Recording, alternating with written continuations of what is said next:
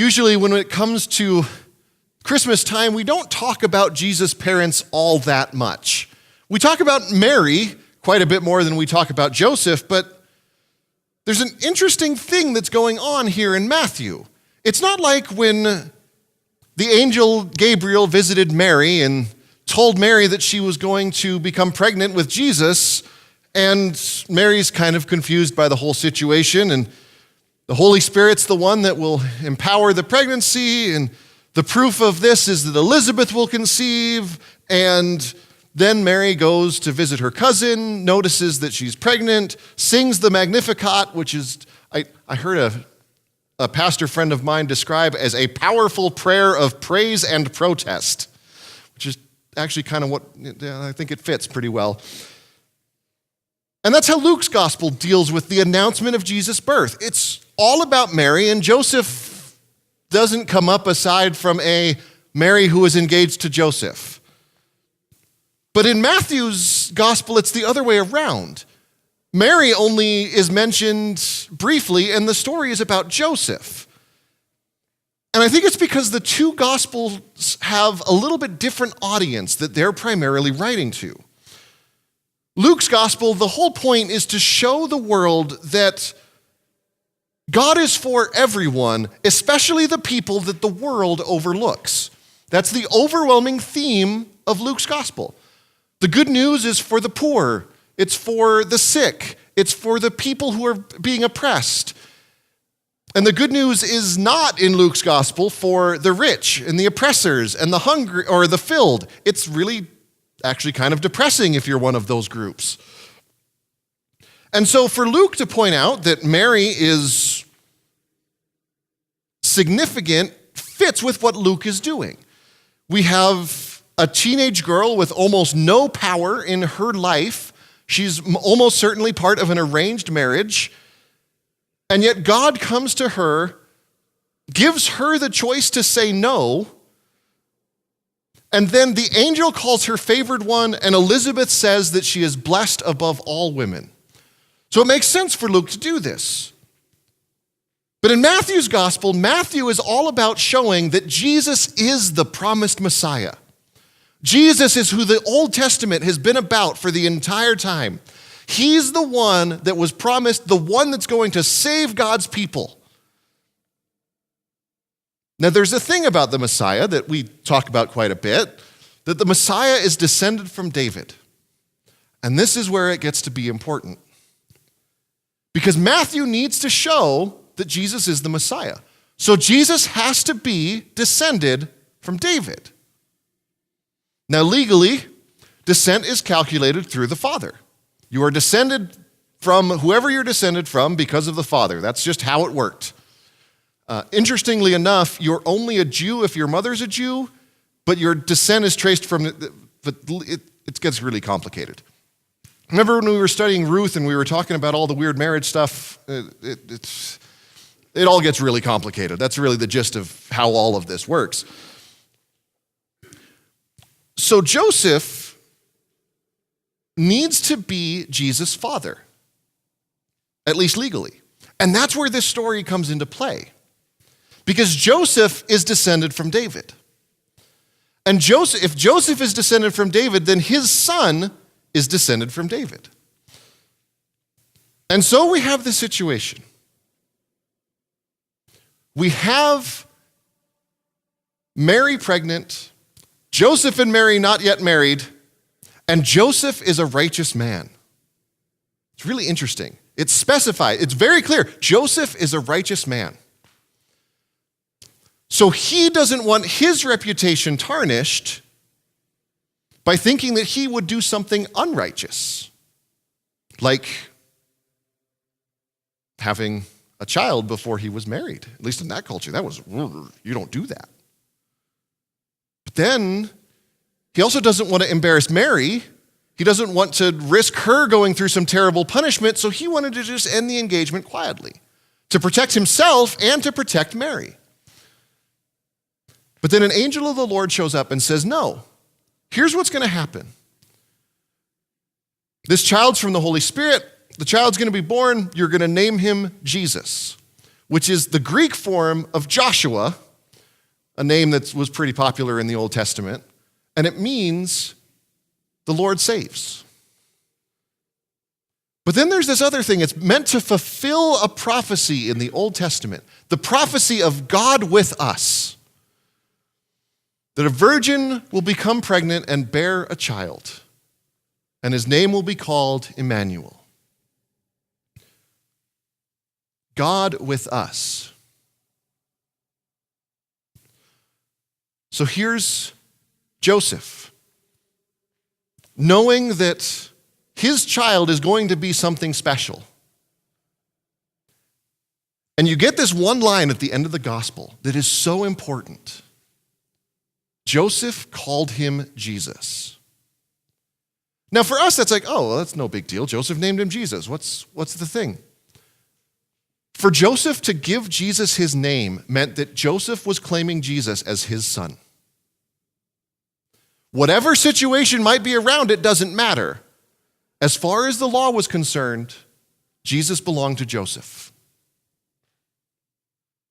And that's huge, because that gives instantly the descent from David. It doesn't matter what hoops that people try to jump through. I've seen pastors jump through crazy hoops trying to prove that Jesus is from David. None of it matters. Joseph adopted him. He's descended from David now, because that's how adoption used to work. It didn't matter what your lineage was. As soon as you were adopted, you were part of that lineage. And for Joseph to claim Jesus as his own gave Jesus that weight of being descended from David that they needed, because that was what was prophesied. And all of Matthew's gospel is about fulfilling those prophecies.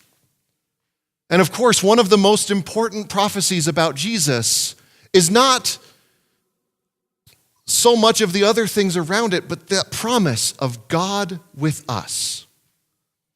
Not just a human who lived well, not just someone that God later said, oh, this is my son, and I'm just claiming him as my son. Jesus is God become human. And that is so important for us to remember. Because that is where we see God. Jesus himself says the way to know the Father is by knowing him. And so for Jesus to be God with us means that it's not just God raising someone up to save his people anymore. It's God himself saving his people.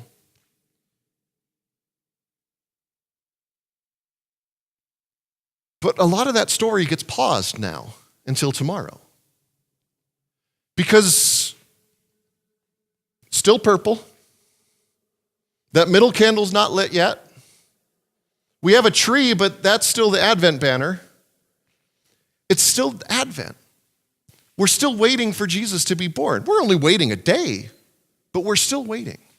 We are waiting for God with us to be in that manger. And tomorrow evening, we hear the longer story. We hear the story of them going to the inn, the shepherds coming. That's great.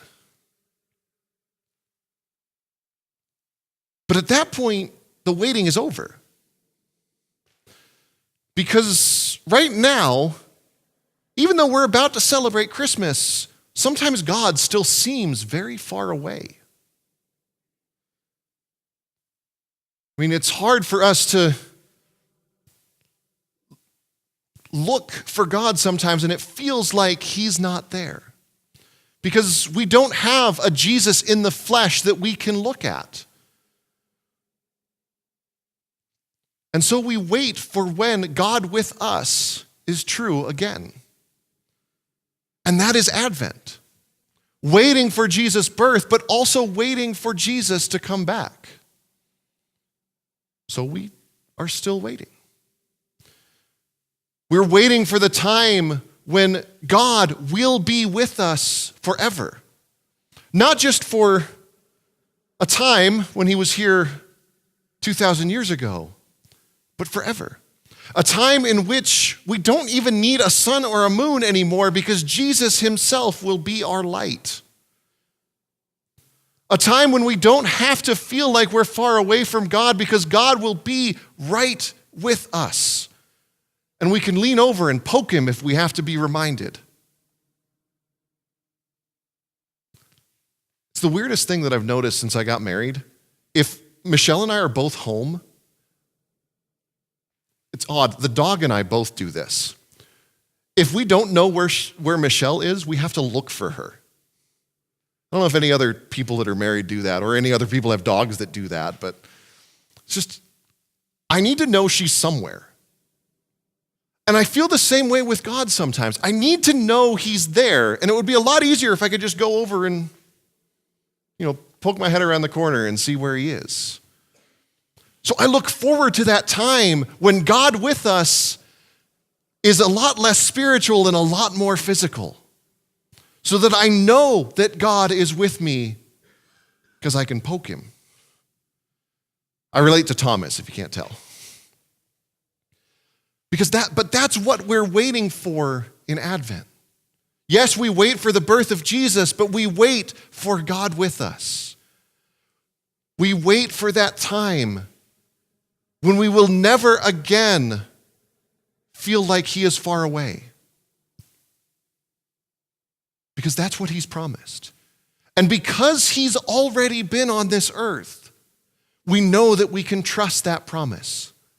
Because all of the promises were fulfilled in Jesus' life, we can trust the ones that we're still waiting for. And so even while we wait, 20, 30-ish hours for tomorrow and Jesus' first advent, we wait also for his return, when we will truly know Emmanuel, God with us, not just for 30-odd years, but for eternity.